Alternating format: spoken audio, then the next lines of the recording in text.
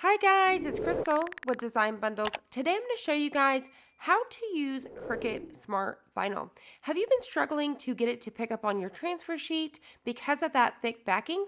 I'm going to show you guys how easy it actually is if we do it the correct way. So let's go ahead and get started. First, let's go over some of the supplies that we're using today. So we're using the Cricut Smart Vinyl in permanent, and this is going to go all the way across the board for the removable vinyl as well. For the golden ticket item you're really going to need is the Cricut XL scraper tool. This is what's going to help you have the perfect transfer every single time. So I highly recommend that you need the scraper tool. We're going to have a tape measure. I'm using my iPad with my Explorer 3 and I'm using a metal sign. I have already uploaded my SVG file. This is a super cute farmhouse bundle. I'll have linked down below. So I'm going to go ahead and measure my sign to figure out about how big I need this to be.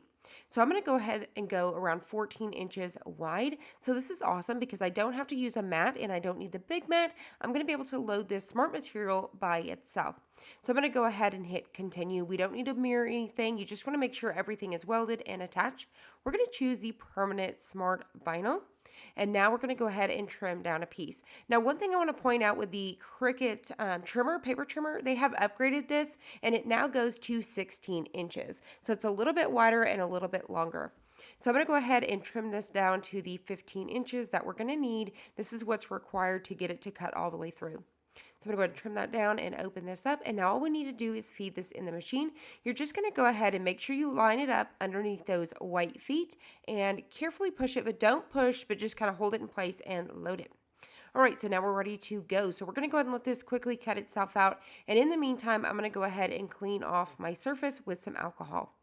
All right, so we're going to go ahead and unload this, and I'm going to trim off any excess so that way I don't waste it. Now, when it comes to weeding this stuff, it weeds like a dream. It's really, really nice. No issues whatsoever. You guys will see that here. Now I'm going to go ahead and take this big piece and kind of wad it up a little bit where I have some sticky, and that way these pieces just kind of stick to that. So I'm able to just kind of use it to grab the trash. So as you guys can see, it weeds super nice. So there's no issue there. This is a very thick backing. So when it comes to transferring it, that's where some people are running into issues, including myself. But I discovered the other day this method, which I'm fixing to show you, and it works perfect every single time. Now I'm just cutting down a piece of transfer tape. Now I'm using their transfer tape because it's what works best with their product. All right, so you may find another one and that's completely fine, but this is just what I've discovered so far. All right, so I'm gonna go ahead and peel off a little corner. I like to bend it just a little bit and it helps you kind of get that corner going. So I'm just gonna get a little bit of this side piece here, enough to where I can kind of line it up to the side here and get it nice and straight, and then I'm going to do a push and pull. So that way there's no bubbles or anything like that. So push and pull, and then I'm going to go ahead and take this XL scraper tool and we're going to rub this all the way in. Now I'm removing any bubbles right now. The golden ticket to this is really rubbing. You don't have to push super, super hard. It's just rub, rub, rub.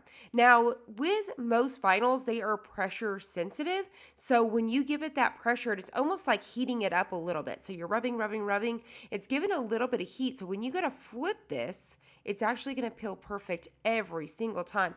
Now, the first few times I tested this, I thought you had to do it to the back, but you can do it to the front as well, or you could flip it over and do the same thing to the back. So you just want to give it some pressure. It's pressure sensitive and some heat.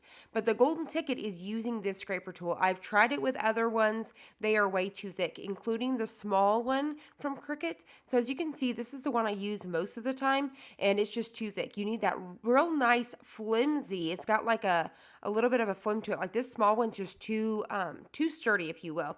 But this XL one has some give to it and it's nice and thin and it just works perfect every time. So if you guys are struggling with this stuff because of that thick backing, try that XL scraper tool. Once again, it's not a lot of pressure. It's just enough and then heating it basically. You're kind of rub, rub, rub, rub, rub, and it's giving that heat and it's going to peel like a dream. So highly recommend you guys check that out.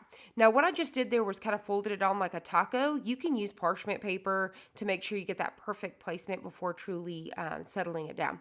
So now what I'm going to do is take that same XL scraper tool and rub it in.